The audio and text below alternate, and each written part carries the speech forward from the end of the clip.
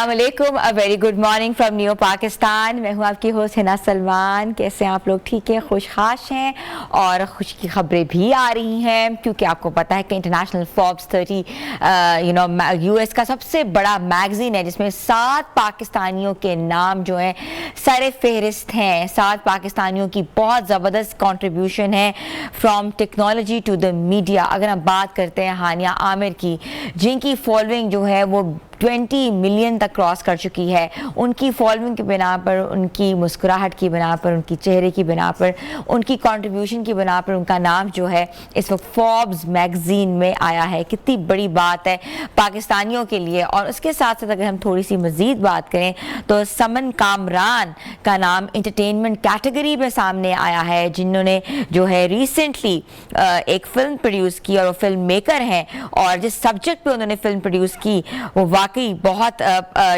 ज़बरदस्त सब्जेक्ट था जिसने पाकिस्तानियों के ना सिर्फ दिल छू लिए बल्कि ये बताया है कि पाकिस्तानी जो हैं किसी भी स्टीरियोटाइप्स या टैबूज के ऊपर बात करने से पीछे नहीं हटते और ना ही हटे हैं।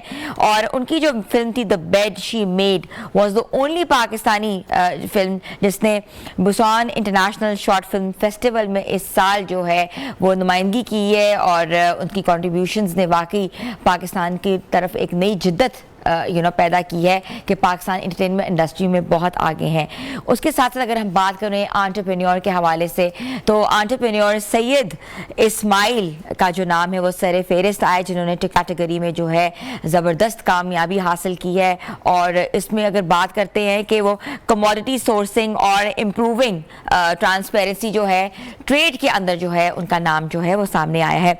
अगर मज़ीद हम बात करते हैं तो डॉक्टर महिरा गनी ने हेल्थ केयर के अंदर जो है इसमें साइंस कैटेगरी में उनका नाम जो है सर फहरिस्त आया है और उन्होंने जो है inspiring women in science award की कैटेगरी जो हासिल की है, जिसको एस्टी लॉडर कंपनी ने और स्प्रिंगर नेचर कंपनी ने उनको अवार्ड से नवाजा है।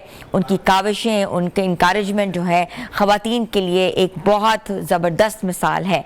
अगर हम बात करते हैं मोहम्मद फुरकान करीम किदवाई और सरफराज शाहिद हुसैन की, जो कि को फाउंडर्स हैं, उन्होंने प्लूटॉन AI में अपना जो है नाम जो है वो रजिस्टर कराया है और फाइनेंस वेंचर कैपिटल कैटेगरी में उनका नाम जो है वो सामने भी आया है।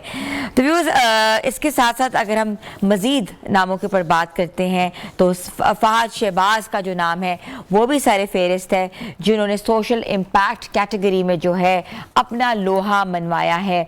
और यूथ जनरल असेंबली का जो क़याम था उन्होंने 2015 में किया था, जिसकी बिना पर बहुत से पाथवेज खुले थे, बहुत से पॉलिसी के ऊपर बात हुई थी, गवर्नेंस के ऊपर बात हुई थी। तो फहद शहबाज का नाम भी सर फहरिस्त है। ये तमाम नाम जो हैं पाकिस्तान के लिए एक बहुत बड़ा सरमाया है। इन तमाम लोगों ने बहुत कंट्रीब्यूशन की है। ये तमाम लोग अपनी अपनी फील्ड के माहिर लोग हैं जिनका फोर्ब्स 30 के अंदर नाम आया है। फोर्ब्स 30 आपको पता है एक ऐसा मैगजीन है यूएस का जिसमें दुनिया भर से 30 लोग जो हैं हर साल जो है सर फहरिस्त आते हैं। उनकी कंट्रीब्यूशन, उनका काम, उनका विजन जो है हमेशा से ही कम्युनिटी के लिए एक बहुत साबित कदम साबित रहा है।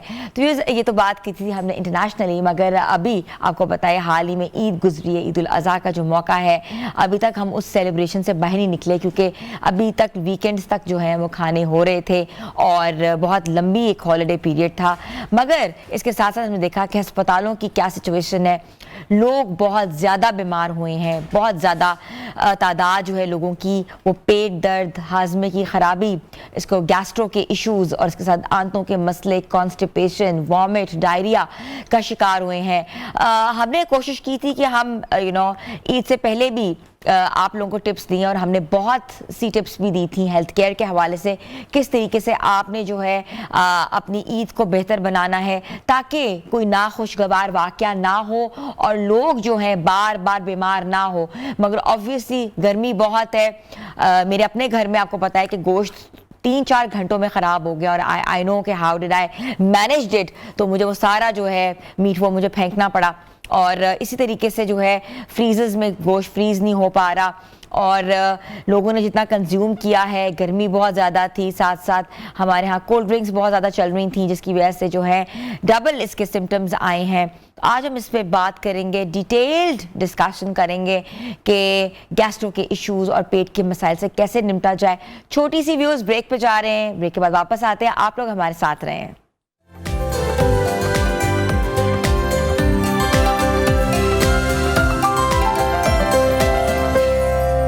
Welcome back viewers. आज हम बहुत इंपॉर्टेंट इशू पे बात करने लगे कि ईद के बाद जो है पेट की बीमारियां क्यों बढ़ जाती, जिसमें गैस्ट्रोइंटाइटिस का जो लोग शिकार हुए हैं उनकी बहुत बड़ी तादाद जो अस्पतालों का उन्होंने रुख किया है। इसके साथ साथ बदहजमी का शिकार हैं, कॉन्स्टिपेशन का शिकार हैं और भी बहुत से पेट से रिलेटेड मसाइल जो हैं आजकल जो हैं वो रूनुमा हुए हैं और हम इस पर बात करेंगे। और हमारे साथ मौजूद हैं डॉक्टर उस्मान नईम, गैस्ट्रोएंटरोलॉजिस्ट। अस्सलाम वालेकुम। वालेकुम सलाम। कैसे हैं डॉक्टर साहब, आप ठीक हैं? ईद के बाद आप खैरियत से हैं? अगर कम खाएंगे तो सब खैरियत से रहेंगे। अच्छा, आपने बहुत कम खाया?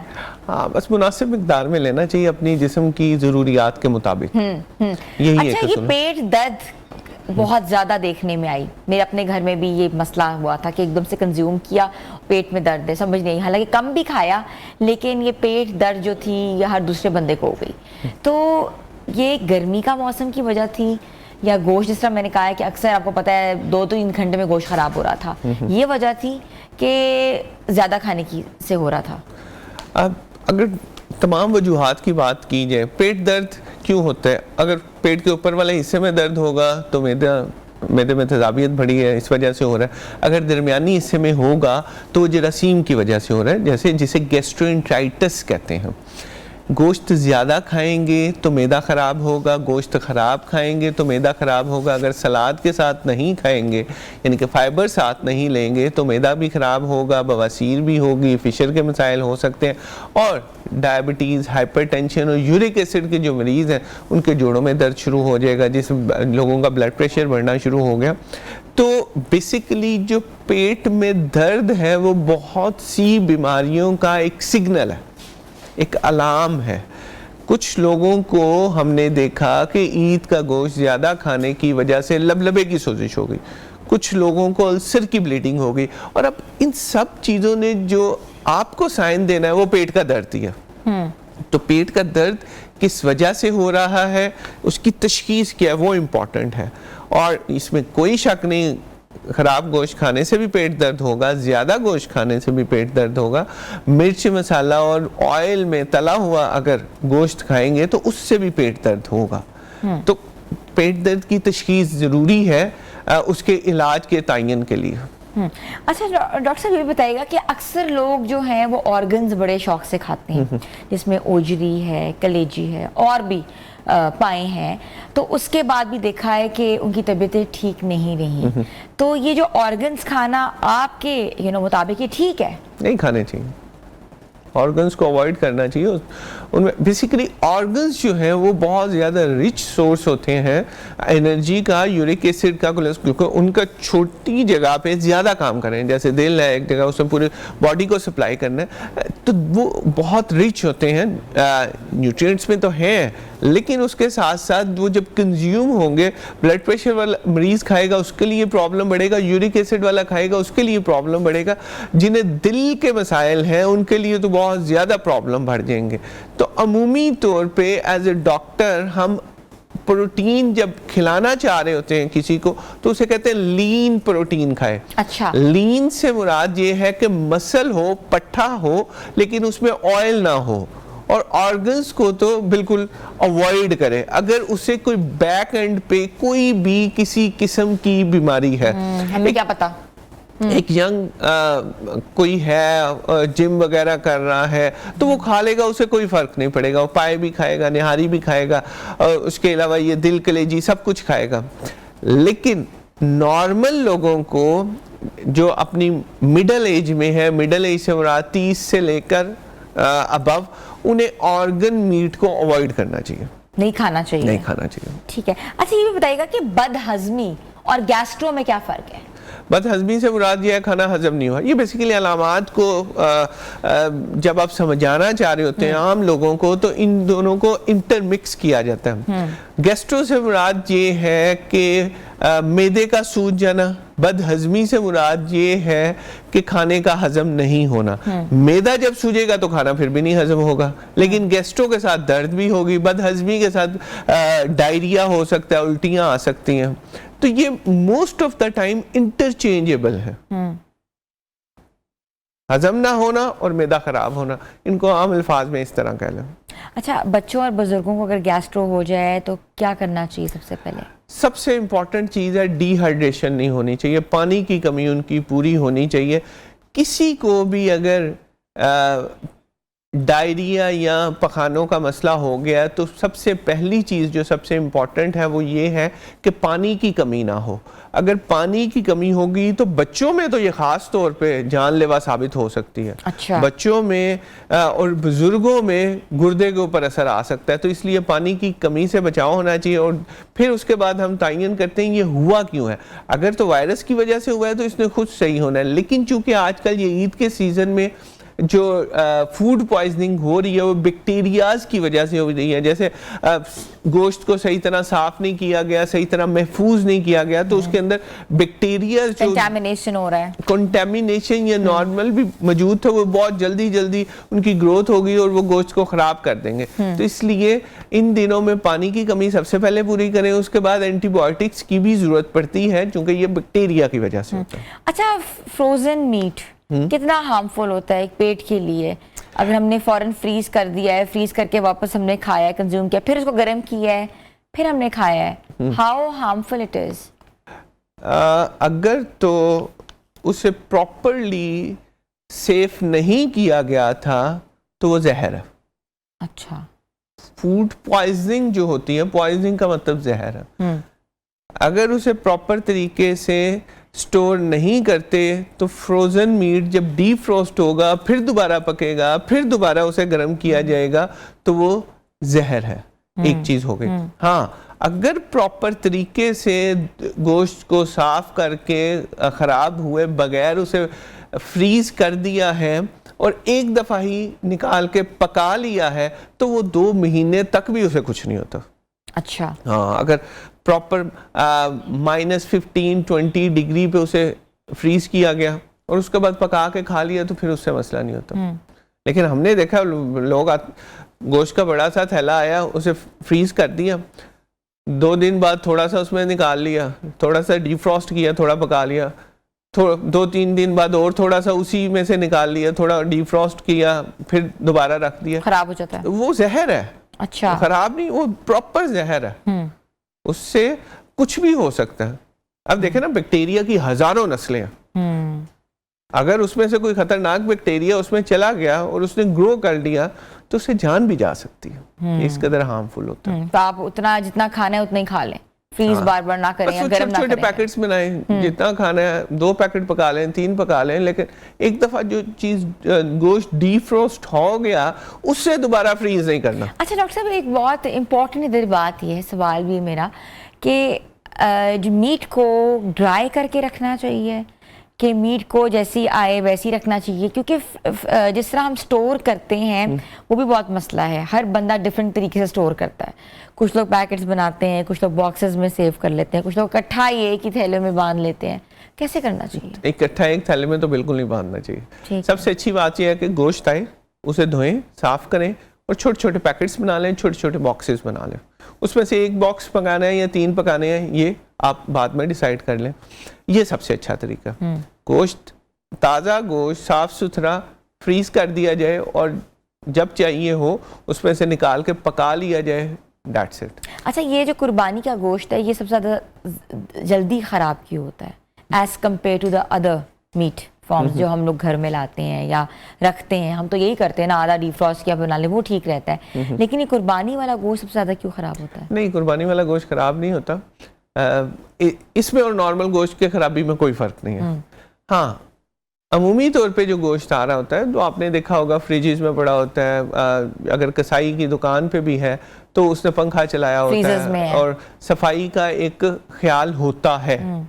कुर्बानी का मसला ये है कि कुर्बानी में बड़ा हैपहैज़र्ड चीज़ें चल रही होती हैं कि पहले उसे ज़िबा किया, फिर उसके बाद खाल उतारी, फिर थोड़ा वेट कर लिया, फिर कोई उधर चला गया उसे पकड़ के लाए, तो चूंकि ड्यूरेशन बढ़ जाता है, कंटेमिनेशन का खतरा भी होता है, और कंटेमिनेशन बढ़ जाती है इसमें, और नॉर्मल गोश्त की खराबी के जो तरकीब है वो सेम है, लेकिन यहाँ पे हाइजीन नहीं थी, इसलिए वो जल्दी खराब हो गया। और गर्मी आजकल बहुत है, इस वजह से बैक्टीरिया बहुत जल्दी ग्रो करता है, उसका डबलिंग टाइम बहुत छोटा हो जाता है, चूंकि डबलिंग टाइम छोटा हो जाता है इसलिए वो जल्दी खराब हो जाता है। अच्छा, घर में जो है आपको पता है कि जो हालात थे पेट के और आपको पता है गैस्ट्रो के, तो घर में कौन सी मेडिसिन होनी चाहिए विच कैन क्योर? फर्स्ट, हमारी फर्स्ट एड घर में क्या होनी चाहिए हॉस्पिटल जाने से पहले? अस्पताल जाने से पहले दो चीजें आपने देख लेनी है, एक डिहाइड्रेशन ना हो और एक फीवर ना हो। अगर बुखार और डिहाइड्रेशन नहीं है तो फिर सिंपल होम रेमेडीज़ भी बड़ी इंपॉर्टेंट है, जैसे ग्रीन टी पी लें, अदरक अजवाइन वाला कहवा पी लें, को पानी की मिकदार, और सबसे इम्पोर्टेंट सबसे अहम चीज़ है कि आगे से थोड़ा खाने को ब्रेक लगा लें। अगर पेट ख़राब हो गया, पेट में दर्द हो गई है, कोई बवासीर का मसला हो गया है, कोई मैदे में जलन शुरू हो गई है, सबसे पहले ब्रेक लगानी है, खाना पीना रोक दें। उसके बाद ग्रीन टी ले सकते हैं, अजवाइन अदरक का कहवा ले सकते हैं, और फाइबर्स को बढ़ा लें। अच्छा, एक चीज़ मैं यहाँ पे सिर्फ ऐड करूँगा, जब भी एक असूल आपको बता देता हूँ, चाहे ईद हो चाहे जो मर्जी हो, वो आप बीमार नहीं होंगे। अपनी प्लेट का 50% फाइबर्स ले लें, फ्रूट वेजिटेबल्स या कोई भी चीज़, 25% कार्बोहाइड्रेट रोटी चावल और 25% गोश्त। अगर इस असूल पे चलेंगे तो ना सिर्फ ईद पे बीमार नहीं होंगे बल्कि सेहत की तरफ जाएंगे। तो चस्का तो नहीं पूरा होगा ना डॉक्टर साहब? चस्का होगा पूरा, वो 25% में चस्का पूरा करें। अच्छा, थोड़ा थोड़ा खा लें। हाँ, थोड़ा थोड़ा खाएं, थोड़ी देर बाद दोबारा अच्छा, अगर हम कोल्ड ड्रिंक्स भी साथ कंज्यूम करते हैं तो वो उसका कॉन्ट्रास्ट होता है, वो कैसा होता है? ये तो समझ लें बेड़ा ही गर्क करने वाला काम है। एसिड है, कोल्ड ड्रिंक एसिड है, वो आपको तसल्ली देती है, इत्मीनान देती है, इसमें कोई शक नहीं, लेकिन वो हाजमे में बिल्कुल नहीं मदद देती, बल्कि वो मैदे को खराब करती है। बोतल इसीलिए पीते हैं ना कि जल्दी जल्दी हजम हो, हम दोबारा कुछ खाना शुरू करें। तो वो 2-3 तरीके से नुकसान करे। एक तो आप अपना खाना एक प्रॉपर हजम नहीं होने दे रहे, दूसरा मैदे को खराब करें, और तीसरा जो शुगर ब्लड प्रेशर वाले मरीज हैं वो अपनी शुगर ब्लड प्रेशर भी खराब कर रहे हैं। तो ये बोतल वाला तो कॉन्सेप्ट बिल्कुल ही नहीं होना चाहिए। ईटिंग हैबिट्स के हवाले से बताएं कि क्या क्या हमें ईटिंग हैबिट्स आजकल के मौसम में हमें कैसी रखनी चाहिए? फ्रूट और वेजिटेबल्स ज़्यादा लें, फाइबर्स ज़्यादा लें, और बाकी आपने अगर गोश्त खाना है बहुत ज़्यादा, गोश्त का अपना चस्का पूरा करना है तो फिर उसे अकेला खा लें, बजाय कि बिरयानी के साथ 3 प्लेटें चावल भी खाएं और 6 बोटियां खाएं। आप खाली 6 बोटियां खा लें। अगर निहारी फॉर्म में खा लें, हाँ, निहारी लेनी है तो निहारी ले लें, आप बोटियां अलहदा कर लें और साथ आधी रोटी ले लें। ये नहीं कि फिर 4 नान भी खाने हैं और फिर 3 प्लेटें निहारी की भी खानी है, ये ज़्यादा नुकसानदेह है। बजाय कि आपने अगर निहारी से ही चस्का पूरा करना है ना, तो खाली निहारी ज़्यादा खा लें, रोटी चावल की मिकदार कम कर लें ताकि कैलोरीज कम हो। अच्छा, अक्सर हमने देखा है कि हम बारबेक्यू पार्टीज में जाते हैं, हर कोई तो नहीं मगर नॉर्मली जो मीट होता है वो टेंडर नहीं होता, कच्चा रह जाता है, बारबेक्यू के अंदर चल जाता है, उसके बाद भी बड़े मसाइल होते हैं। कच्चे गोश्त के क्या असरात हो सकते हैं? कच्चे गोश्त से अगर तो उसमें बैक्टीरिया थे, पॉइजनिंग थी, तो कच्चा गोश्त खाएंगे तो जल्दी बीमार होगा। अगर गोश्त पक गया तो बैक्टीरिया मुंह तो मर जाता है, लेकिन अगर कच्चा पका खाएंगे तो उसमें तो फिर आप समझ लेंगे कि बैक्टीरिया को आप खा रहे हैं ना, आप जरासीम को उठा उठा के खा रहे हैं, तो उसमें वो जल्दी बीमारी के चांसेस हैं। उसके अलावा मैदा भी खराब होगा। ठीक है, और फाइबर ज्यादा करना है, फ्रूट ज्यादा करना है, पानी ज्यादा करना है। हाँ। पानी कितना कंज्यूम करना चाहिए? क्योंकि गर्मी है लेकिन मौसम आपको पता है बिल्कुल शेक कर रहा है। कभी आपको पता है 2 दिन पहले टेम्परेचर जो है लाहौर का किस तरह नीचे गया है, उससे पहले कितना ऊपर था? जो नॉर्मल मिकदार हर इंसान को चाहिए रोजाना की वो तकरीबन 1.5 लीटर है, प्लस जितनी स्वेटिंग होगी। ठीक है, इतना कंज्यूम करना चाहिए। 1.5 लीटर तक तो हर किसी को लेना चाहिए। ठीक है, thank you so much doctor Usman Naeem, it's pleasure talking to you. और बाकी हमने देखा है कि बहुत से मसाइल हुए हैं ईद के बाद, और अभी तक लोग सेटल नहीं हो रहे क्योंकि खानों का सिलसिला बहुत ज़्यादा बड़ा हुआ था, गर्मी का मौसम था। लेकिन अब ये है कि ऑफ कोर्स ईद गुजर गई है और जो फ्रोज़न गोश्त है या तो उसको कहीं खिला दें या तो फिर आहिस्ता आहिस्ता करके खाएंगे। तो नहीं है कि सब कुछ अभी खा लेना है हमने। तो आपको पता है खाने के बाद जितने जितने प्रॉब्लम्स हुए हैं वो भी हमने आपके सामने जो है आज बताए हैं। छोटी सी ब्रेक पे जा रहे हैं, आप लोग हमारे साथ रहें।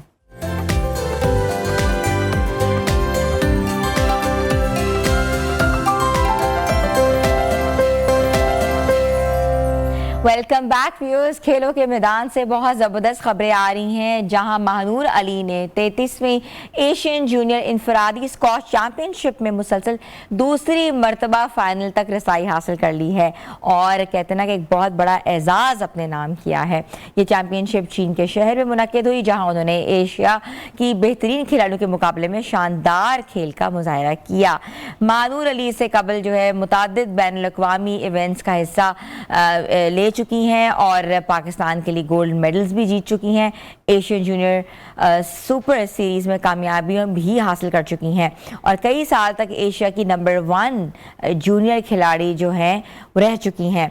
और उनकी कामयाबियां इस बात का सबूत है कि अगर टैलेंट हो, मौके मिल जाएं तो वाकई पाकिस्तानी ख़वातीन आलमी सतह पर नुमाइंदगी भी कर सकती हैं, नाम भी रोशन कर सकती हैं। और छोटी सी उम्र में उन्होंने स्क्वॉश जैसे जो है कहते हैं ना कि खेल के अंदर जो है पजीराई हासिल की है। और वैसे इनकी जो बहन है वो भी इनके साथ जो है हमेशा से कामयाबी समेटती नज़र आ रही हैं और ये पूरी फैमिली जो है एक स्क्वॉश लेगेसी रखती है। इनके फादर भी स्क्वॉश प्लेयर रह चुके हैं, इनके भाई भी स्क्वॉश खेलते हैं और ये बहनों ने भी हमेशा से ही पाकिस्तान की नुमाइंदगी भी की है, मगर इस बार महानूर अली ने जो है कामयाबी समेटी है। हमारे यहाँ एक बहुत बड़ा क्वेश्चन ये है कि हमारे इदारे क्यों नहीं हमारे इन प्लेयर्स को जो है वो कहते हैं ना इनकी सरपरस्ती करते और इनके लिए क्यों नहीं इनको स्पॉन्सर करते बाकायदगी से। हमेशा से ही देखा है कि हमारे बहुत से एथलीट्स जो हैं वो स्पॉन्सर्स के लिए जो हैं घूमते रहते हैं और उनको स्पॉन्सर्स नहीं मिलते और इस तरीके से जो है बहुत ज़्यादा प्रॉब्लम्स भी आती हैं। मगर नाम तो फिर पाकिस्तान का, ये रिप्रेजेंटेशन तो पाकिस्तान की होती है। जब पाकिस्तान का नाम आता है तो इदारों को जो इनकी सरपरस्ती लेनी चाहिए। हमारे साथ इस वक्त वीडियो लिंक में महानूर अली मौजूद हैं। मैं इनको सबसे पहले कॉन्ग्रेचुलेशंस कहती हूँ। अस्सलाम वालेकुम महानूर। वालेकुम अस्सलाम। महानूर बहुत बहुत मुबारक हो आपको। बहुत शुक्रिया। अच्छा महानूर, ये इवेंट कब हुआ और इस इवेंट में आपने फाइनल तक रसाई हासिल की और एजाज़ अपने नाम किया, तो कैसा जर्नी था ये वाला जो इस इवेंट का ख़ास तौर पे? मुझे लगता है कि ओवरऑल टूर्नामेंट बहुत अच्छा गया, मैंने बहुत अच्छी परफॉर्मेंस दी और उससे पहले मैंने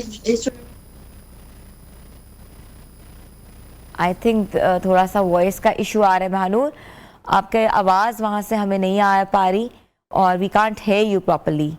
आप देखिए आपने माइक सही लगाया है? यस जी माइक सही है। ठीक है जी महानूर,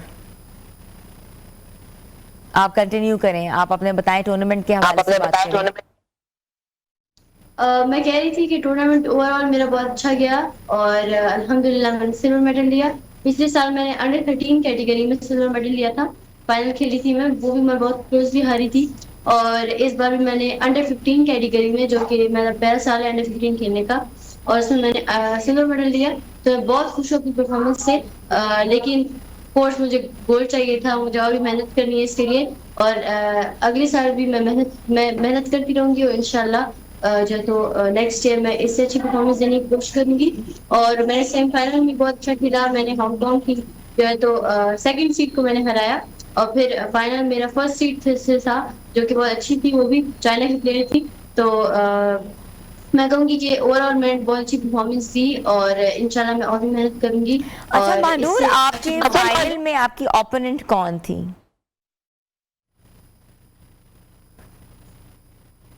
फाइनल में आपकी ओपोनेंट कौन रही है?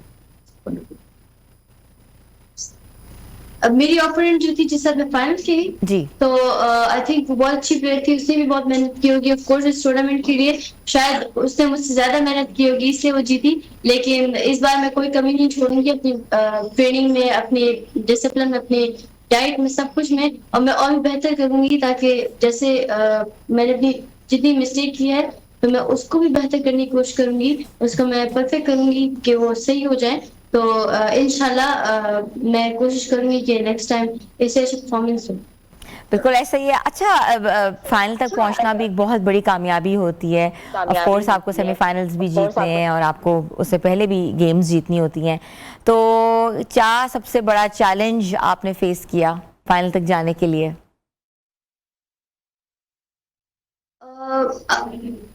जो चैलेंज मैंने चाइना में फेस किया, जी। आई थिंक खाने का बहुत इशू था क्योंकि हलाल फूड वहाँ पे था नहीं, और बहुत हाइट पे भी थी, मतलब एक विलेज टाइप था, लेकिन बहुत सब कुछ फैसिलिटीज अच्छी थी। और ओवरऑल कोर्ट्स, ग्लास कोर्ट भी थे, तो ग्लास कोर्ट पे हम 1 महीना खेल चुके थे, तो इतना कोई प्रॉब्लम नहीं था। लेकिन जो तो मेन इशू खाने का भी बहुत था, क्योंकि हलाल फूड बहुत मुश्किल से मिलता था। और उसके अलावा हम गेम में हम लोगों ने प्रैक्टिस में कोई कमी नहीं छोड़ी, प्रैक्टिस अच्छी की, मेरा वार्म अप अच्छा था। उसके बाद जो तो मैच स्ट्रेटेजी सब कुछ मैंने प्लान किया था, तो आई थिंक ओवरऑल सब कुछ अच्छा था बहुत। अच्छा, तो खाने के में आप क्या खाती थी, क्या डाइट कंज्यूम करती थी वहाँ?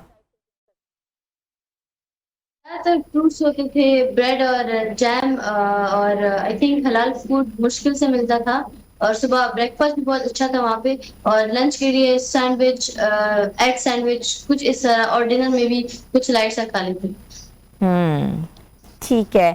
अच्छा, मुझे बताएं कि गुज़श्ता चंद बरसों के दौरान आपको पाकिस्तानी स्पोर्ट्स बोर्ड की जानिब से खातिर ख्वाह मुआवनत, सरपरस्ती या माली तावन मिला है? Like they have sponsor you, आपको स्पोर्ट्स बोर्ड ने कभी स्पॉन्सर किया हो और आपको भेजा हो या आपकी कोई हेल्प की हो? नहीं, स्पोर्ट्स बोर्ड लास्ट ईयर भी मैं जीत के आई थी, तो हमारी जो आई थिंक प्राइज मनी थी जो बाबा के थे, तो वो हमें नहीं मिली। और इस साल मैंने दोबारा मेडल लिया सेम टूर्नामेंट में, तो अभी देखा जाएगा कि क्या होता है। लेकिन हमें स्पोर्ट्स बोर्ड ने इतना स्पॉन्सर नहीं किया। ये जो अभी हमें लेके गई, पाकिस्तान स्पोर्ट्स फेडरेशन लेके गए थे, और इरफान सर ने हमारी वहाँ पे बहुत हेल्प की। और इससे पहले कोचिंग जो है तो हम उनके अंडर कर रहे थे, और हमारे जो कोच है उनने भी बहुत मेहनत की हमारे साथ, फिजिकल ट्रेनर। तो आई थिंक ये सबका टीम वर्क था, लेकिन इसके अलावा स्पोर्ट्स बोर्ड के तरफ से हमें इतना कुछ सपोर्ट नहीं था। अच्छा, पाकिस्तान आप पहले भी मेडल लेकर आई, अभी भी आप आई हैं ऑफ कोर्स, तो कोई होता है ना कि आपको बुलाया गया हो या आपके लिए कोई ना कोई इवेंट रखा गया हो, ऐसा कुछ हुआ? नहीं, ऐसा कुछ अभी तक नहीं हुआ। हमारे आने का आई थिंक वीक हो गया है, और मैंने दोबारा ट्रेनिंग भी स्टार्ट कर दी है, तो अभी तक तो ऐसा कुछ नहीं। अच्छा, नेक्स्ट आपका कौन सा टारगेट है, कौन सा इवेंट में आप जा रही हो, कहाँ शिरकत करोगी?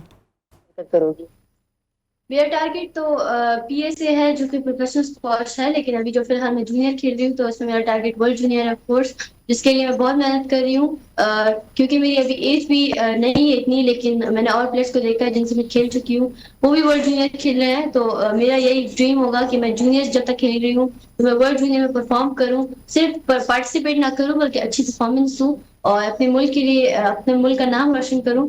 और उसके बाद इंशाल्लाह वर्ल्ड ओपन जो है, जो पीएसए प्रोफेशनल स्क्वॉश है, वो टूर्नामेंट्स में खेलूं, और अपने मुल्क का नाम रोशन करूं, अपने माँ बाप का नाम रोशन करूं। अच्छा महानूर, एक इम्पॉर्टेंट इधर चीज़ है कि आपने जब गुज़श्ता साल एशियन चैम्पियनशिप जो आपने खेली थी, उसकी एक जीतने की एक मैच फीस होती है, रकम होती है जो कि मिलती है, और जो जिस तरह कहते हैं ना कि आपको इनाम भी मिलता है, तो अभी तक सुना है कि वो जारी नहीं हुआ, आपको नहीं मिला, इज इट लाइक दैट? जी बिल्कुल नहीं, अभी तक ऐसा कुछ नहीं। ठीक है, और best of luck Manoor. We want कि आप जाएं, पाकिस्तान के लिए खेलें, पाकिस्तान की नुमाइंदगी करें, क्योंकि आप एक लेगेसी रखती हैं, आपका पूरी फैमिली जो है वो स्क्वाश से वाबस्ता है। तो व्यूअर्स, सबसे इम्पॉर्टेंट बात इधर ये भी है कि जिस तरह स्पोर्ट्स बोर्ड है, स्पोर्ट्स बोर्ड के अंदर बहुत से आगे स्पोर्ट आते हैं, तो फेडरेशंस आती हैं, उन फेडरेशन की सरपरस्ती करना बहुत ज़रूरी है, क्योंकि वहाँ ऐसा ऐसा प्लेयर बैठा हुआ है जिनको वाकई स्कॉलरशिप्स की ज़रूरत है, जिनको वाकई पैसों की ज़रूरत है, स्पॉन्सर्स की ज़रूरत है, ताकि वो डिफरेंट कंट्रीज़ में जाएं, रिप्रेजेंट करते हैं पाकिस्तान को, पाकिस्तान का बैज उन्होंने लगाया होता है, झंडा लिया होता है, तो वो एक बहुत इंपॉर्टेंट एक चीज़ है जिसको हम नज़रअंदाज नहीं कर सकते। हमने गुज़श्ता कई कई महीनों से जो है हमने इस पर बात की है कि ऐसे तमाम एथलीट्स जो कि जाते हैं, चाहे वो बॉक्सिंग हो, चाहे वो स्क्वॉश हो, चाहे वो हॉकी हो, चाहे वो वेट लिफ्टिंग हो, ऐसे तमाम लोग जो हैं, ऐसे तमाम एथलीट्स जो हैं, वो इस वक्त वाकई हुकूमत की सरपरस्ती चाहते हैं और उनकी आंखें लगी हुई हैं कि वो कभी भी उनको कुछ फ़ायदा हो सके, क्योंकि वो अपना आगे वाले इवेंट्स को बेहतर बना सकें। छोटी सी ब्रेक पे जा रहे हैं, आप लोग हमारे साथ रहें।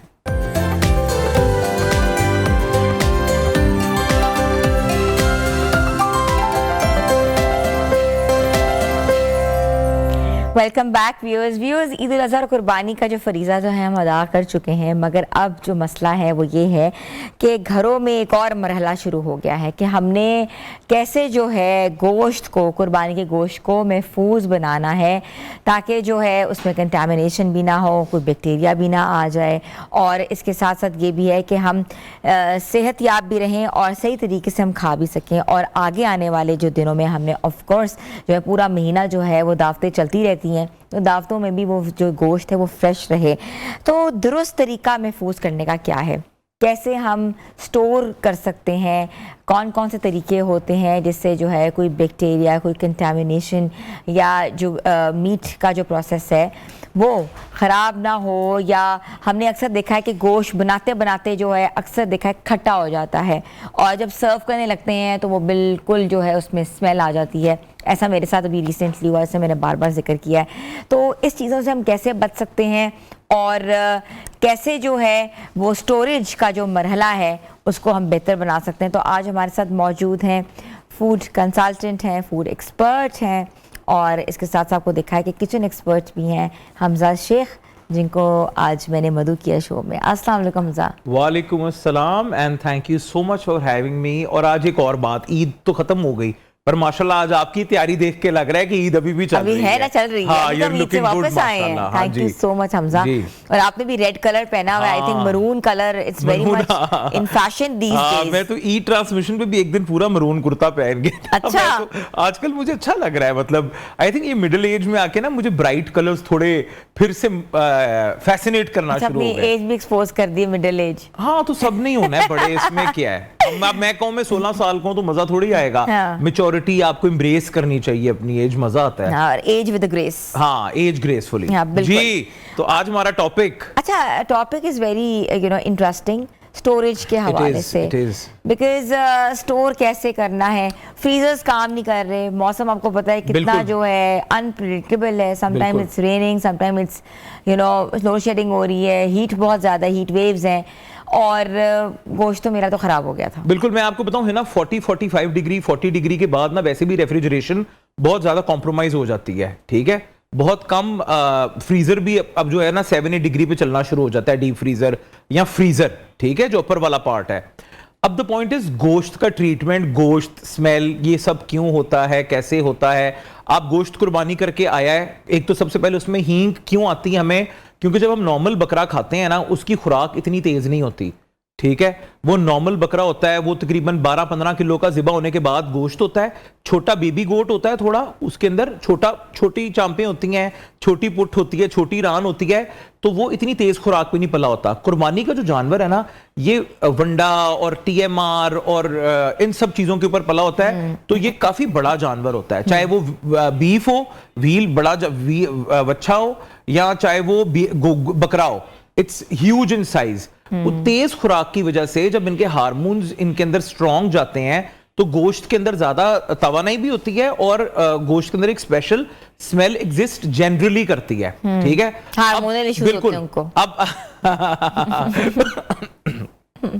अब आ गया इसका जो प्रोसेस है कि ये क्यों इसमें ये सारा जो है सिलसिला। अच्छा, एक और इम्पॉर्टेंट चीज इधर है कि अक्सर लोग ये कहते हैं, यू कैन करेक्ट मी, कि ड्राई करके रखना चाहिए गोश्त को। मैं इसी के ऊपर आने लगा हूं। हाँ, अक्सर लोग कहते हैं ऐसे ही रख दो। नहीं, मैं बताता हूँ। आपका गोश्त क्या होता है कि जो हम बाहर से गोश्त लेते हैं नॉर्मल डेज में, उसको ज़िबा करने के बाद लटका दिया जाता है और उसको बार बार पानी मारते हैं। उसको बार बार पानी मारने की वजह से उस गोश्त के अंदर काफी चीजें न्यूट्रलाइज हो जाती हैं, सारा खून निकल जाता है, वो बिल्कुल साफ हो जाता है। अब कसाईयों को होती है जल्दी, उन्होंने हमारे यहाँ करना होता है जल्दी जल्दी बकरे को ज़िबा, ज़िबा करके उसको फौरन उसको उन्होंने खाल करना है, उसकी खाल उतारनी है, उसको फौरन लिटाना है, टक टक टक टक काटना है और कहना है जी हो गया दोनों जानवर। ठीक है ना। जनरल प्रैक्टिस ये है कि गोश्त को ज़िबा करने के बाद कुछ देर रेस्ट दिया जाता है, उसको बार बार पानी लगाया जाता है, पानी में भिगोया नहीं जाता ताकि खून सारा ड्रेन हो जाए। ठीक है, उस वजह से वो गोश्त साफ होता है। अब ये गोश्त क्या होता है कि आधा खून अंदर आधा बाहर, आधी सफाई हुई हुई आधी नहीं भी, ऐसी ट्रेज में आता है, खवातीन ऐसे ही बांधती हैं और फ्रीजर में रख देती हैं। No, this is wrong. गोश्त आ रहा है वो रखो फ्रीजर में रखो, गोश्त आ रहा है नहीं नहीं नहीं, आप अपने फ्रीजर का पूरा एनवायरनमेंट कंटेमिनेट कर रहे हो और वो एनवायरनमेंट बहुत देर तक कंटेमिनेटेड ही रहता है। फ्रीज हो जाने के बाद में कहते हैं जी फ्रीज हो गया, बैक्टीरिया नहीं आएगा, पर नहीं, स्मेल चीजें, मैं आपको सारा सिलसिला बताऊं तो कहीं लोग 5 किलो गोश्त आया है, 5 किलो गोश्त को ऐसे बांधा है और ऐसे रख दिया है, वो बाहर से फ्रीज हो जाएगा जब तक अंदर हीट एक्यूमुलेट होती जाएगी। ठीक है, वहां से बैक्टीरिया डेवलप होगा। फ्रोजन गोश्त को भी जब आप थॉ करोगे तो वो और बैड स्मेल करेगा। ठीक है, फिर उसके बाद आपने जब भी गोश्त रखना है, आपने उसको तरीके से छोटे पैकेट्स में लेयर करके रखना है कि उसके बीच तक फौरन कूलिंग जाए, या आपने ट्रे में फ्रीज करना है पैकेट्स को और फिर आपने एक दूसरे के ऊपर रखना है। अच्छा, हम सब बॉयल करके रखना चाहिए? मैं अब आने लगे हैं कि हमने इसको प्रोसेस कैसे करना है कुर्बानी के गोश्त को। ठीक है, make it beef, make it mutton, ठीक है, मेक इट ऊंट का भी, जो भी आप कर रहे हो कुर्बानी। ठीक है, गोश्त आ गया, आपने रख लिया, आप उसको अलग अलग कर लो कि क्या गोश्त कितना किस चीज के लिए है। सही है, उसके बाद आप अपने गोश्त को एक आप बोल लो, उसके अंदर आप डालो 1 कप सिरका, अदरक छिलके के साथ ही कूट के थोड़ा सा वो, और उस अदरक और सिरके वाले पानी के अंदर आप अपने गोश्त को भिगो दो। 4-5 दफा धोने के बाद उसमें लेस होती है गोश्त में से, वो निकल जाने के बाद आप उसको ये सिरके और अदरक वाले पानी में भिगो दो और उसके बाद आप इसको 15-20 मिनट पड़ा रहने दो। जितना रेजिड्यू है, जितना बैक्टीरिया है, जितने बाकी खून के जर्रात हैं, सब कुछ उसमें से निकल जाएगा और आपका पानी ब्राउनिश ग्रीन कलर का हो जाएगा। ठीक है, और गोश्त आपका क्लीन पिंक हो जाएगा, डीप मरून से। अच्छा, ये तो एक आपने प्रोसेस बताया। जी, इसके बाद उबाल के पानी फेंकना चाहिए? नहीं, फिर उसका पानी आपने फेंकना है, वो वाला पानी आपने रिंस आउट कर देना है, हल्का सा उसको पानी लगाना है, उसको बिछाएं, उसको थोड़ा सा ड्राई होने दें और उसके पैकेट्स बना के 1, 1.5, 2 किलो के नॉर्मल रेफ्रिजरेशन में रखें। ऐसे उसको बोरियों में बांध के ना रखें, क्योंकि हमारे जो घरों के रेफ्रिजरेटर्स है ना, सर्दियां नहीं है गर्मियां है, वो उस तरह से फ्रीज नहीं करते। तो आपने छोटे पैकेट्स बनाने हैं, उनको इवनली डिस्ट्रीब्यूट करना है ताकि कूलिंग जो है वो इवनली इसको ठंडा करे और बैक्टीरिया को डेवलप होने से रोके। दूसरा एक बहुत जो पुराना और एक बेहतरीन तरीका है कि आप गोश्त आया बाहर से, आपने उस पर आटे की भूसी लगा दी है। ठीक है, आटा लगा दें, आटे की भूसी प्रायोरिटी पे, अगर वो नहीं तो आटा लगा दें और उसको आधा घंटा पड़े रहने दें और उसके बाद उसको अच्छे से वो सारा जो सारे बैक्टीरियाज और जो सारा खून है, चीजें, वो सारा अब्जॉर्ब कर लेगा और उसके बाद आप उसको अच्छे से जो है ना गोश्त को मसल के धो लें आधे घंटे बाद। एक तरीका ये भी है। और अगर आपका बहुत ही गोश्त खराब है इस दफा, फिर आपने क्या करना है कि आपने पहले धोना है, प्रोसेस करना है, उसके बाद आप अपने गोश्त को बॉईल कर लें हल्दी और अदरक के साथ। ठीक है, और उसके बाद उसके पैकेट्स बना लें। जब आपने पकाना है, आप अपना मसाला भुनें, अंदर गोश्त डालें और उसको पकाएं। अच्छा, एक और तरीका होता है, या तो आपको नॉर्मली हमने देखा है कि वैक्यूम पैकिंग्स मिलती हैं, ठीक है, और जिपलॉक्स मिलते हैं या एयर टाइट जार्स मिलते हैं, उसमें रखना महफूज है? बिल्कुल महफूज है। फूड ग्रेड प्लास्टिक में रखना भी, क्योंकि जगह कम है और अगर आपने 10-12 किलो गोश्त आपने सिक्योर करना है तो वो आप प्लास्टिक के डिस्पोजेबल बॉक्सेस ले लें, they don't cost you lot. ठीक है, गोश्त तो बहुत महंगा है, उसके बदले देखें उसकी कोई प्राइस नहीं है, 15, 20, 30 रुपए का डब्बा है। उसके अंदर आप तरीके से गोश्त को स्टैक करें, जो आपने 6, 7, 8 किलो अपने हिस्से का रखा है उसको, और फिर उसको यूटिलाइज करते रहें। आई थिंक शॉपिंग बैग से बहुत अच्छा तरीका है कि प्लास्टिक के डिस्पोजेबल डब्बे ले लें, उनके अंदर पैक करके फ्रीज करें। आपकी गोश्त की शेप और उसका जो ओवरऑल सिस्टम है वो बहुत अच्छा रहता है। अच्छा, लोड शेडिंग हो रही है, अक्सर चीज़ें जो हैं आपकी जनरेटर पे नहीं है या चल जाता है किसी का, वो हमने फ्रीजर और फ्रिज जो है अपने यूपीएस पे नहीं किए होते। जी बिल्कुल। तो गोश्त डिफ्रॉस्ट होता है, हल्का सा नरम हुआ, फिर फ्रीज हो गया, इससे क्या हो जाता है? ये खाने के लिए काबिल है? देखें, जनरली जब आप 8-9 डिग्री पे आ जाओगे ना, तो बैक्टीरिया की डेवलपमेंट मीट में या रॉ चीजों में होएगी। ठीक है ना, तो उससे बचने का तरीका आपका ये है कि आप उतना रखो जो 6, 7, 8, 10 दिन में खत्म हो जाए। ठीक है। नहीं, हमने तो बताया ना, वो फ्रीजर भरने ही भरने हैं। मेरा एक दोस्त है, वो 4 अगर बकरे कर रहा है ना, 4 में से 3.5 बकरे फ्रीज करते हैं वो घर में और फिर वो सारा साल खाते हैं। अच्छा। वही गोश्त। ठीक है, जो मेरे करीब बहुत गलत है। आप कुर्बानी का देखें, जो इसका असल है कि हर किसी तक पहुंचे, आप एक सुन्नत पूरी कर रहे हो, आप अपना बिल्कुल। फ्रीजर पूरा नहीं कर बिल्कुल, रहे, बिल्कुल। ठीक है? हाँ। तो उसको देखें। और हम है ना इसके साथ एक और टॉपिक को थोड़ा सा टच करते हैं कि कुर्बानी के जानवर का प्रोटोकॉल। हमें पता है कि ईद खत्म हो गई है, पर यहाँ पे जो जानवरों के साथ सलूक हो रहा है या जिस तरह से एक सुन्नत है जो पूरी की जा रही है, ठीक है, उसके अगेंस्ट जो एक शोबाजी में चीज बदल गई है, या एक ट्रेंड आ गया सोशल मीडिया का जहां पे वो बकरे को गले लगा के कह रही है खातून और बंदा भी, मैंने कई देखे हैं कि हम जन्नत में मिलेंगे। और ऐसा कौन सा रोना है जो कैमरा ऑन होते ही आना शुरू हो जाता है इन लोगों को। जनरली एक बात है ना, this is a sad practice. और उसके बाद लोगों के लिए कुर्बानी का इतने का जानवर लिया हमने, इतने का ये लिया, असल है फरीजा अंजाम देना, वो जो फर्ज है हम पे वो करना। ये तो नहीं कहा गया कि आप कि आप 1 करोड़ का बैल लेके करो, ठीक है ना। इसको बकायदा एक ट्रेड बना दिया गया, एक बिजनेस बना दिया गया है, एक दीनी सिस्टम से, मतलब एक दीनी जो एक हमारा एक सुन्नत है उससे हटके इसको एक शो ऑफ बना दिया गया है। और फिर है ना इसके बाद एक और बात मैं इस पे ऐड करूंगा जो हमारे टॉपिक से थोड़ी हटके है, वो ये है कि देखें जानवर ये पलते हैं कैटल्स में, ठीक है, फार्म्स पे, गांवों में, अर्बन एरियाज में, शहरों में कोई नहीं पालता, कोई बहुत रेयर होएगा, ठीक है। अब इन बकरों को गाड़ियों की, रोड्स की, दूसरी चीजों की आदत नहीं होती, सही है। आप लोग जानवर खरीद के ला रहे हो, 8-10 दिन पहले आप उसको घड़ीस रहे हो, उसे अलग तरह से ट्रीट कर रहे हो, बच्चे लेके उसको अब्यूज कर रहे हैं, पूछल खींच रहे हैं, कान खींच रहे हैं, मुझे तो गुस्सा आता है, उसको मार पीट रहे हैं, खाना उसको वो नहीं मिल रहा जो वो खाता है, ठीक है। 70% जानवर ये इन 10 दिनों में कुर्बान वैसे ही हो जाता है, ठीक है, वैसे ही कुर्बान हो जाता है, बस एंड छुरी फिरनी बाकी रह जाती है। इस जानवर ने कुर्बान होना होता है, इसकी कुर्बानी की पिक्चर्स वगैरह मत पोस्ट किया करें, गर्दन कटे की, ज़िबा हुए हुए की पिक्चर्स मत पोस्ट करें, ये चीज खराब है, ये गलत है, ये मुआशरे में ओवरऑल एक गलत ट्रेंड पैदा कर रही है। बड़ा अच्छा तुमने ये बात बोली है, बिल्कुल हम इस पे कंटिन्यू करेंगे। हमने व्यूअर्स छोटी सी ब्रेक पे जाना है, ब्रेक के बाद हम वापस आ रहे हैं, आप लोग हमारे साथ रहें।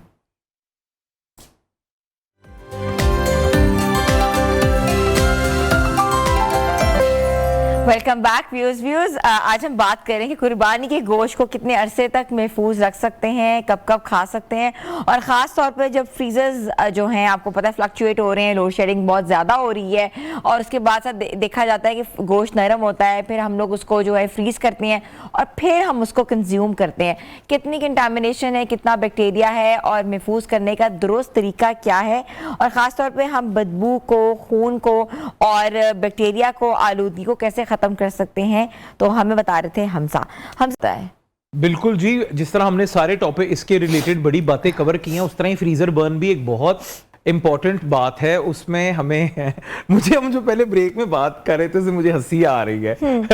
एनीवेज वो जो है ना, आपने फ्रीजर बर्न ये होता है कि जब आप गोश्त को बगैर कवर किए, ढांपे बगैर फ्रीज करने के लिए रख देते हो, या किसी भी चीज को, वो रूखी हो जाती है, उसके ऊपर क्रस्ट आ जाता है, वो अपना मॉइस्चर लूज कर देती है, वो उसको कहते हैं फ्रीजर बर्न, ठीक है।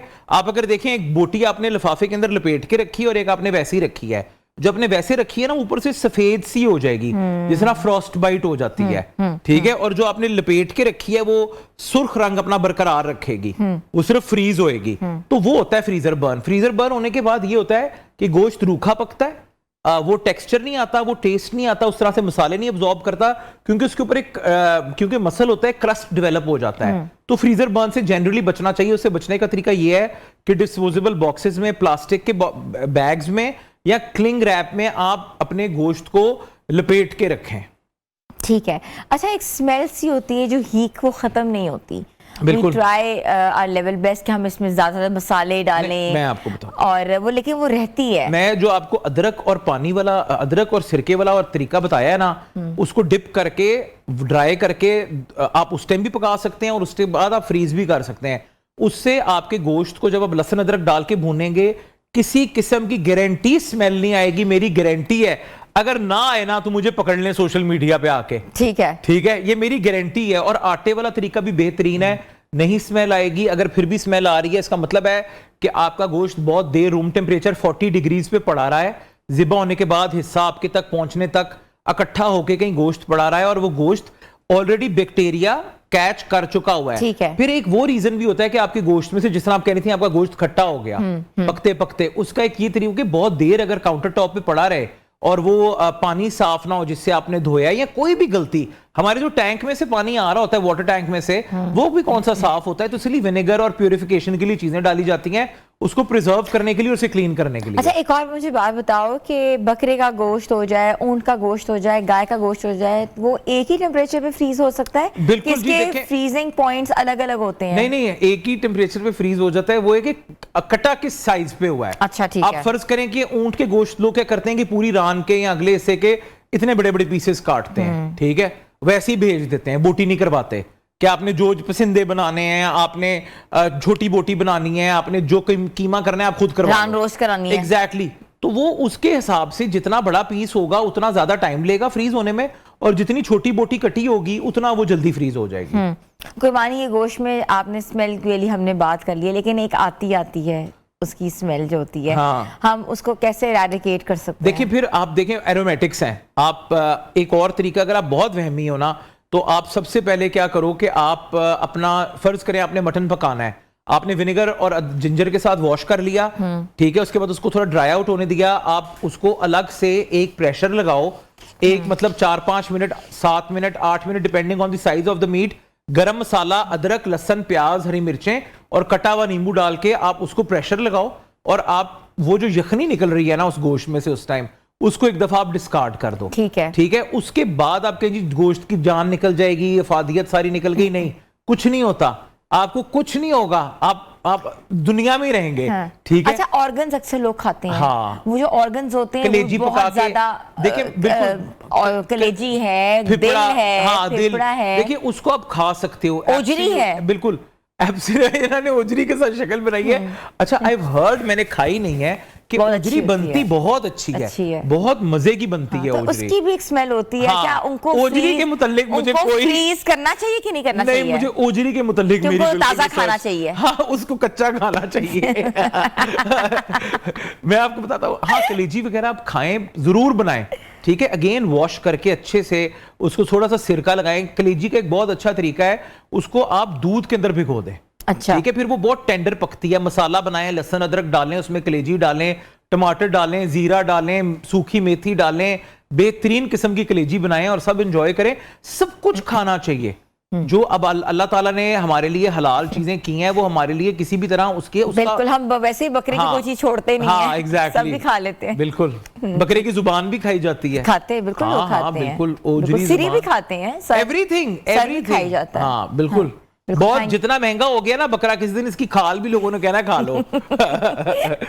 Thank you so much Hamza, thank you so much for having me, बहुत बहुत इट वाज शुक्रिया। प्लेजर। और उसके बाद ये कि हमने ये जाना कि हम किस तरह गोश्त को महफूज बनाएं।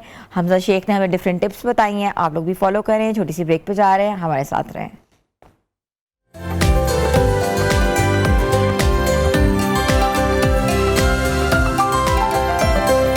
Welcome back viewers. क्रिकेट के मैदानों से बड़ी ज़बरदस्त खबर आ रही है रावलपिंडी में खेले गए मैच में, जिसमें ऑस्ट्रेलिया को पाकिस्तान ने जो है 3 मैचेस की सीरीज़ में पहले मैच में जो है बढ़तरी हासिल हुई की है।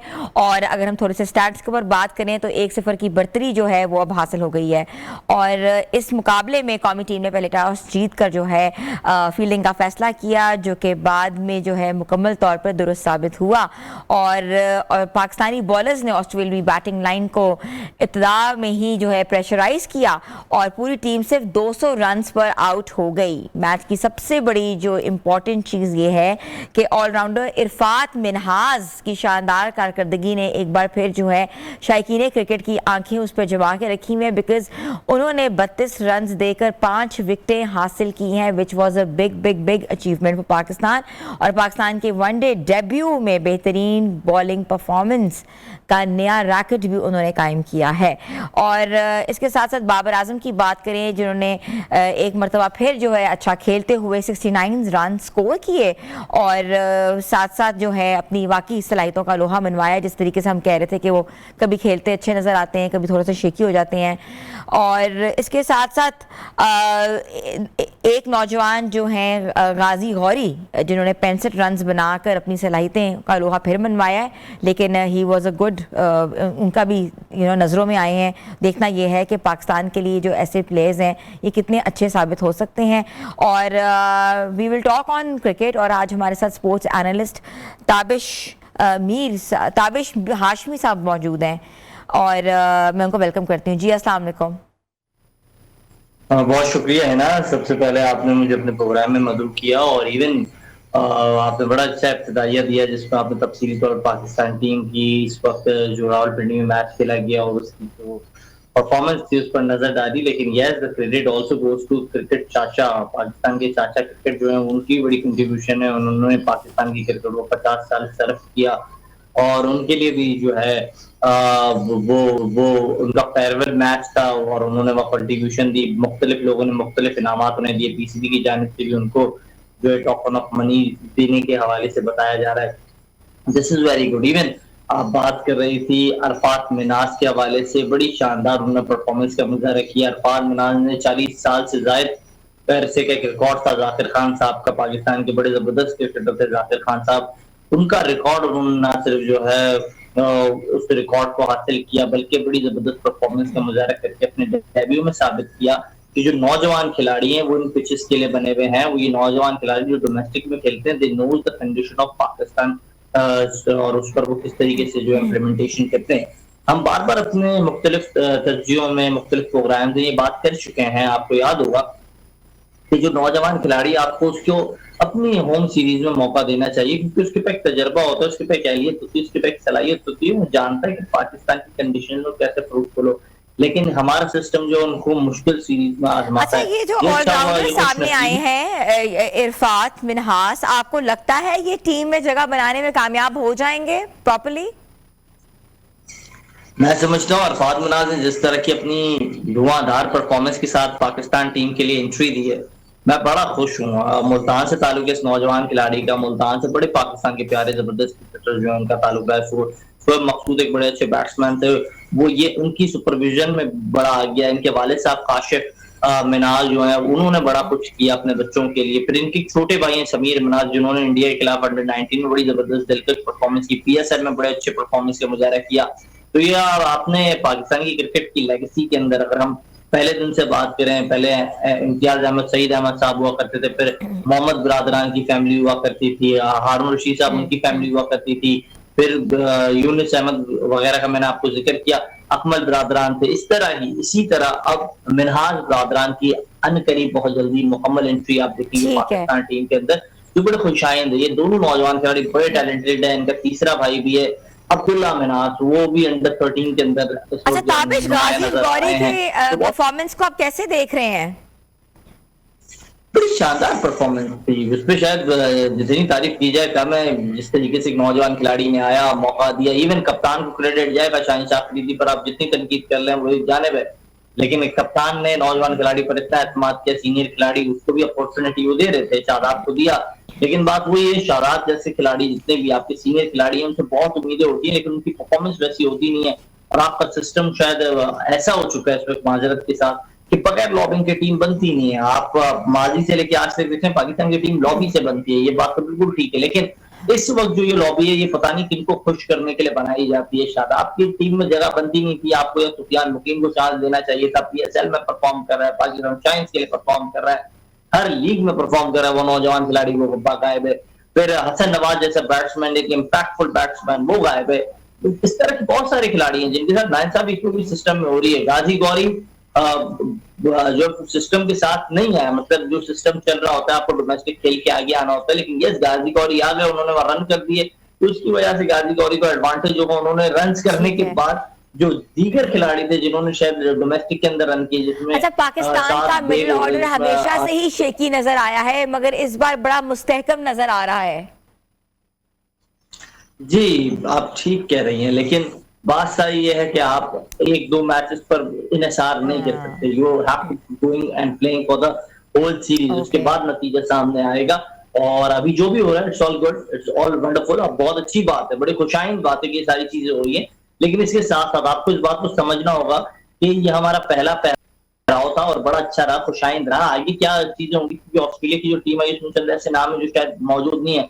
पैट कमिंस को आप आईपीएल में देख रही थी, वो इस वक्त यहाँ ऑस्ट्रेलिया टीम के साथ मौजूद नहीं है। दीगर और बड़े नाम ऑस्ट्रेलिया की टीम के साथ मौजूद नहीं है, तो उनके होने से कितना फर्क पड़ता है ये भी बड़ी एक बात है जो जिसका एक अलग वजन है। लेकिन बात यही है जो आपने कहा कि हाँ कुछ चीजों के साथ समझना होगा, देखना अच्छा, होगा, फिर आगे हमारी बढ़ना होगा। हिकमत अमली बेहतर थी और ऑफ कोर्स हमारी स्ट्रैटेजी बेहतर थी, ग्राउंड में उतरने की टेक्निक जो थी बेहतर थी, मैच प्लान बेहतर था, बिकॉज ऑस्ट्रेलिया को शिकस्त देना वो समटाइम्स बड़ा चैलेंज था। ऑस्ट्रेलिया को शिकस्त देना it's always a big challenge. Yes. ऑस्ट्रेलियाई क्रिकेटर्स होते हैं, उनकी मैनेजमेंट होती है, उनके जो कोचिंग पैनल्स होते हैं, they are mentally very strong, और इसमें कोई डाउट नहीं है। लेकिन हाँ, इस वक्त ऑस्ट्रेलिया की जो टीम आई है, मैं नहीं समझता, उसमें कुछ ऐसे नाम है जिनको शायद आप और हम भी नहीं जानते। कि आप और मैं तो शायद बहुत ज्यादा फॉलो करते हैं क्रिकेट को, लेकिन आप और मैं भी उन नामों से वाकिफ नहीं है। तो इसका मतलब ये कि वो बहुत नौजवान खिलाड़ी हैं जिनको शायद ऑस्ट्रेलिया ने डेब्यू कराया, पाकिस्तान के लिए टेस्ट केस बनाया है। ऑस्ट्रेलिया ने अपनी लेकिन, आपको ये हम लगता है कि मैच- ऑस्ट्रेलिया ने अपनी बी टीम भेजी है? मुझे बी टीम कहना में कोई जो है हिचकिचाहट नहीं होगी। अगर आप सी भी कह देती तो मैं कहता यस इट्स अ बी और सी टीम, तो ये बात है। लेकिन यस, आप चंद बड़े खिलाड़ी हैं, उनके बाकी दीगर आप देखें बड़े बड़े कई और बहुत बड़े नाम थे। सिमित क्या हैं, वार्नर तो चले रिटायर्ड हो गए, दीगर और बड़े बड़े हैं बैट्समैन। हेड किधर है, टेरविस हेड, जिन्होंने इंडिया के खिलाफ बड़ी जबरदस्त बैटिंग की थी, पाकिस्तान के खिलाफ हेड ने बड़ी जबरदस्त बैटिंग की थी। ये सारे नाम है, we all are missing them. आपको भी मालूम है मॉडर्न सोल्यूशन आ गए, दीगर और चंद खिलाड़ी आ गए, लेकिन there are many of them जो नहीं आए हैं। जो नहीं आए हैं तो वो अगर होते तो हम कहते यस अब बराबरी का मुकाबला है। ठीक है, Pakistan A team is playing Australia C team, so it's not a big thing। ठीक है। अच्छा, ताबिश ये भी बताइएगा कि हारिस रऊफ को आप कैसे देख रहे हैं, इब्रार अहमद की स्पिन बॉलिंग को कैसे देख रहे हैं? ऑफ कोर्स रावलपिंडी की विकेट ज़रा डिफरेंट हैं, तो आपको क्या लगता है कि हमारे जो बॉलर्स हैं वो जिस तरह बर्तरी पाकिस्तान ने हासिल की है, मज़ीद 2 मैचेस में भी Pakistan gonna win it and it would be a clean sweep? भी हो, पाकिस्तान को करना भी चाहिए। पाकिस्तान के हाँ जो ऑस्ट्रेलिया की टीम आई हो, आपने भी कहा, मैं भी इस बात पर मुत्तफिक हूँ आपके बयान पर, कि पीली टीम है पाकिस्तान को, उनको चारों चाने चित करने चाहिए। You are talking about Haris, तो हारिस के मुतालिक तो ऐसे ही बड़ा जबरदस्त मीम चल रहा था ईद से पहले भी। वसीम भाई ने माशाल्लाह हज अदा किया और बड़ी नेक तमन्नाएं उनके लिए। जिस तरीके से उन्होंने फिर शैतान को बॉलिंग करके पत्थर मारे और शैतान को भी बोल्ड कर दिया वसीम भाई ने, तो लोग यही कह रहे थे, आपने देखा होगा डिजिटल मीडिया पे, कि अगर हारिस रऊफ इस रफ्तार के साथ बॉलिंग करते वहां शैतान को, तो शैतान उन्हें भी छक्के मार देता। तो ये आप देखें लोगों की माइंडसेट है और उनकी ये एक्सपेक्टेशंस है आपके खिलाड़ी के साथ। और आप और हम किसी को नीचा नहीं दिखाने की कोशिश करते, लेकिन yes it is very uncertain. आपका एक खिलाड़ी इतने टाइम से काम कर रहा है, उसकी वही गलती है। आप देखिए आपके चंद खिलाड़ियों की वही गलती है। शादाब बॉलिंग में उस तरीके से प्रोग्रेसिव साबित नहीं हो रहे, अरसे से नहीं हो रहे, हम वही बात कर रहे हैं, नहीं हो रहे, तो भाई इस पर काम करो। आप असल में बॉलर थे, फिर बैटिंग ऑलराउंडर बने। हारिस की बात की जाए, वो अपनी पेस उनकी है, लेकिन वेरिएशन और क्वालिटी उनकी नजर नहीं आती है। अच्छा, शाहीन का मसला ये, उनके पास वेरिएशन है, पेस खत्म हो गया है। बाबर अंदर आने वाली बॉल पे जमाने से आउट हो रहे हैं, आज तक उसी तरह अंदर वाली बॉल पर आउट होते हैं। तो ये जो मसले हैं हमारे खिलाड़ियों को, कोई काउंसलिंग करने वाला आदमी हो, जब तक बड़े नाम पाकिस्तान क्रिकेट बोर्ड के साथ नहीं जुड़ेंगे, यूनिस खान जैसे, शोएब अख्तर जैसे, इस तरह के बड़े नाम नहीं जोड़ेंगे, चीजें बेहतर नहीं होंगी। हम बार बार यही कहते हैं, ठीक है आप शाहिद असलम साहब को लाते हैं, आप दीगर और लोगों को लाते हैं, ठीक है अच्छा है, लेकिन ये लोग शायद कहीं और मैनेजमेंट में होते, कहीं और टेक्निकल चीजों में होते, बनस्बतन ये आपके सीनियर खिलाड़ियों के साथ अगर काउंसलिंग करें, और सीनियर खिलाड़ियों के दरमियान और इनके दरमियान जो रिस्पेक्ट लेवल है उसमें बड़ा फर्क होता है। और ये बात बहुत वाज़ेह है, आप किसी भी क्रिकेटर से पूछ रहे हैं कॉल करके, तो वो भी आपको बताएगा कि शाहिद असलम साहब को कितनी लेवरेज हासिल है, शोएब अख्तर को कितनी लेवरेज हासिल है, ये आप भी जानती हैं। तो ये सारी चीजें हमें देखना होगा और चीजों को दुरुस्त जो है उसका फैसला करना होगा और उस पर इम्प्लीमेंट। अच्छा, अगला मैच आई थिंक लाहौर में है, if I am not wrong, तो लाहौर की विकेट जो है वो बहुत डिफरेंट है as compare to Rawalpindi. Strategy change करनी चाहिए पाकिस्तान को, क्या इन कराना चाहिए, किसको बाहर बिठाना चाहिए, कोई मशवरा आप देना चाहेंगे? आप देखिए, मैं वही बात करूंगा, शादाब परफॉर्म नहीं करें, शादाब को आप बाहर बिठाएं, भले वो किसी के भी दामाद हो, कोई भी हो, पाकिस्तान से बढ़ के कोई नहीं है। आप किसी के भी दामाद हो, लेकिन पाकिस्तान से बढ़ के आप नहीं है। और मैं यही समझता हूँ कि शादाब की जगह सुफियान मुकीम को टीम का हिस्सा होना चाहिए। इसके अलावा अगर हम बॉलिंग पर बात करें, आपने बहुत लंबा और तवील अरसे तक चांस दिया। हारिस T20 के हद तक की बॉलर हैं, वो भी स्टार्ट के 2 ओवर में, बाद में वो शायद bowler end of the death overs bowling करने में बिल्कुल उनकी सलाहियत नहीं है। तो हारिस के मुतालिक भी मैनेजमेंट को सोचना होगा, अगर आपने उसको लॉन्ग रन रखना है तो उसके लिए मुतालिक एक प्लान बनाना होगा, आपने दीगर खिलाड़ियों पर एतमाद करना होगा, आपको अपने सिस्टम पे एतमाद करना होगा जिस सिस्टम की आप बात करते हैं। अगर आपको पीएसएल से खिलाड़ियों को पिक एंड चूज करना है तो आप उसको चूज तो करें, लेकिन उस पूल ऑफ प्लेयर्स को पीएसएल से लेकर डोमेस्टिक में लाए और फिर वहां जाके टेस्ट केस बनाकर फिर टीम का पार्ट बनाए। पाकिस्तान की क्रिकेट को, पाकिस्तान की क्रिकेट कैप को बहुत इजी ना बना दें, ताकि आने वाले दिनों में पाकिस्तान की क्रिकेट का हाल भी पाकिस्तान की हॉकी की तरह हो जाए। हम सब डरते हैं, एक ही चीज है पाकिस्तान की कौम के पास और वो एक ही एंटरटेनमेंट है, वो क्रिकेट है। अगर वो भी इस कौम से छीन ली जाएगी तो अल्लाह ही हाफिज़। बिल्कुल ऐसा ही है। Thank you so much Tabish Mir. और हमारे साथ मौजूद है स्पोर्ट्स तज्जियाकार। सिचुएशन आपने सारी देखी है। Congratulations to team Pakistan. Next match Lahore में मुतवक्किल देखना ये है कि नेक्स्ट मैच पाकिस्तान जीत पाएगा कि नहीं जीत पाएगा। व्यूअर्स, आपको हमारा प्रोग्राम कैसा लगा? अपना फीडबैक ज़रूर दीजिएगा। आपका फीडबैक हमारे लिए बहुत ज़रूरी है। हमारे सोशल पेजेस पे जाकर, खासतौर पर न्यू पाकिस्तान पे पेजेस पे जाकर जो है हमारी वीडियोज़ ज़रूर देखें। मिलेंगे कल नए प्रोग्राम के साथ। अपनी होस्ट को इजाज़त दें। अल्लाह हाफिज़।